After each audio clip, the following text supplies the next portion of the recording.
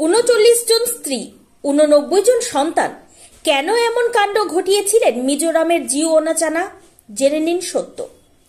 তার বৃহৎ পরিবার সারা বিশ্বের কাছে এক আশ্চর্য। ২০২১ সালের ১৩ জুন মারা গিয়েছেন মিজোরামের জিওনা। তবু তার বিরাট পরিবার এখনো আকর্ষণের কেন্দ্রবিন্দু। একান্নবর্তী পরিবার, এই ধারণা ক্রমশ বিলুপ্ত হচ্ছে। তবু এই দেশে এখনো এমন পরিবার একেবারে অমিল নয়। আর সেইখানেই দৃষ্টান্ত হয়ে দাঁড়িয়ে রয়েছেন মিজোরামের জিওনা চানা। তার বৃহৎ পরিবার সারা বিশ্বের কাছে এক আশ্চর্য।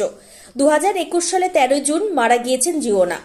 তবু তার বিরাট পরিবার এখনো আকর্ষণের কেন্দ্রবিন্দু। মিজোরামের বাসিন্দা জিওনা চানার পরিবারই বিশ্বের বৃহত্তম পরিবার। চানা তার জীবৎকালে মোট ৩৯ জন মহিলাকে বিবাহ করেছিলেন। জন্ম দিয়েছিলেন মোট ৮৯ জন সন্তানের।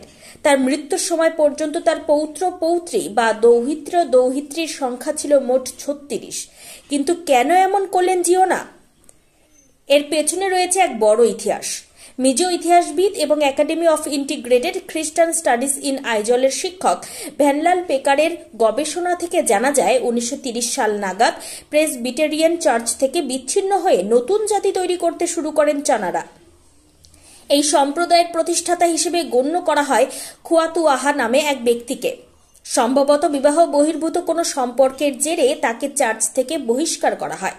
তারপরে নিজের অনুগামীদের নিয়ে রাজধানী আইজল থেকে প্রায় ৭০ কিলোমিটার দূরে বাগতাং গ্রামে বসবাস করতে শুরু করেন তিনি। খুয়াতু আহার আকর্ষণীয় ব্যক্তিত্বের কারণে অনেকেই তার অনুগমন করেছিলেন বলে মনে করা হয়। খুয়াতু আহার ছোট ভাই চল্লিয়ান চানা এবং তার পুত্র জিওনা চানা পরবর্তীকালে ওই সম্প্রদায়ের শীর্ষে থাকেন। জিওনা চানার আমলে দ্রুত বৃদ্ধি পেয়েছে এই সম্প্রদায়। এখন প্রায় ৩,০০০ অনুগামী রয়েছে তাদের। সকলে একই গ্রামে বসবাস করেন। এরা অন্যদের থেকে একটু দূরত্ব রাখতেই পছন্দ করেন, তবে জীবিকা নির্বাহ করতে গ্রামের বাইরে যেতে হয়। এই পরিবারের সকলেই দক্ষ কারিগর। কাঠের সামগ্রী বা বাসনপত্র তৈরি করে তারা নিয়ে যান নানা জায়গায় বিক্রি করতে। চাষাবাদ তো আছেই। জিওনা চানা নিজেও আজীবন চাষ করেছেন, সূর্যোদয় থেকে সূর্যাস্ত পর্যন্ত। আসলে নিজস্ব সম্প্রদায়ের পরিধি বিস্তৃত করতেই বহু বিবাহের ধারণাটিকে গ্রহণ করেন খুয়াতু আহা এবং চল্লিয়ান চানা। এটিকে তারা ঈশ্বরের ইচ্ছে বলেই মনে করছেন। জিওনা চানার আমলে সব থেকে বেশি বেড়েছে এই সম্প্রদায়ের পরিধি।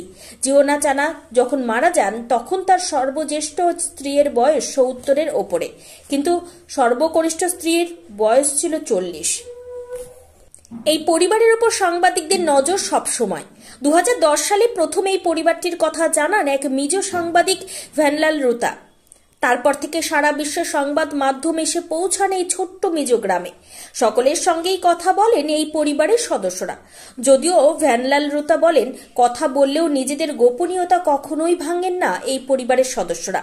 শুধু সাংবাদিকরাই নন, পর্যটকরাও ভিড় জমান এই একান্নবর্তী পরিবারের হাড়ির খবর নিতে।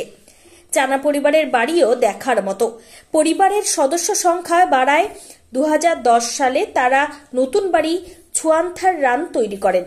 সেখানে ১০০টি ঘরে পরিবারের সকল সদস্যদের থাকার ব্যবস্থা করা হয়। এই বাড়িকে রাজ্যের সরকারি পর্যটন ওয়েবসাইটেও উল্লেখ করা হয়েছে। দেশ বিদেশ থেকে মানুষ দেখা করতে এলেও সকলে কথা বলতে পারেননি কখনোই জিওনা চানার সঙ্গে। কারণ জিওনা মিজো ভাষা ছাড়া কিছুই জানতেন না। নিজের সম্প্রদায়ের মানুষ শেষ পর্যন্ত তাকে ঈশ্বরের আসনে বসিয়ে রেখেছিল।